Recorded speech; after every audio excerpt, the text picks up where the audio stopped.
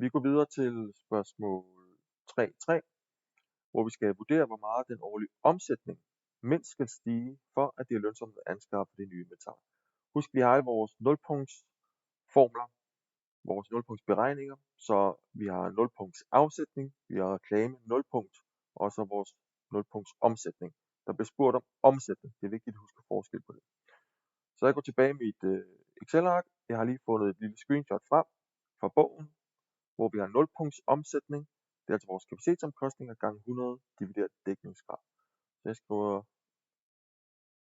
lige spørgsmål 3.3. Så kan jeg skrive her 0-punkts omsætning er lige med vores kapacitetsomkostninger gange 100 divideret vores dækningsgrad. Husk nu også, ligesom før med afskrivning, skriv det ind i jeres Word-dokument udførligt, hvad I har gjort, så er jeg sikker på, at sensor forstår, hvad det er, I har gjort, og kan give jer så mange point som muligt. Så jeg tager bare, jeg kan lige gøre kolonnen lidt bredere, sådan her. Så lige med, altså vores kapacitetsomkostninger. De eneste kapacitetsomkostninger, der er forbundet med inventaret, det er vores afskrivninger. Så det er jo vores afskrivning, vi fandt før,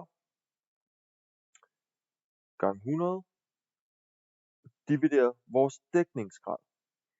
Og vores dækningsgrad, det er jo vores omsætning minus vores variable omkostninger, og så finder vi det i procent. Så jeg skriver lige 50 først, fordi hvad var det, der stod i opgaven?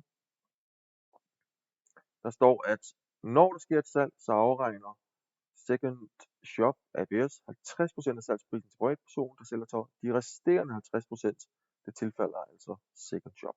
Så hvis det er det, vi tager udgangspunkt i, så er vores dækningsgrad jo 50%. Altså hvor meget er det tilbage, når vi har betalt vores variable omkostninger, altså beløbet til privatpersonen, der er 50% tilbage.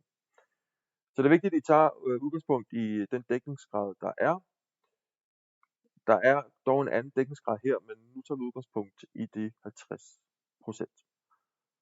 Og det har jeg altså skrevet i formlen heroppe. Så kapacitetsomkostningen gange 100 divideret de 50%, det er altså 60.000 kroner. Jeg sætter 1000-tal separator på. Så det er altså 60.000 kroner skal omsætningen minimum stige om året, før det kan betale sig at investere i de nye inventar.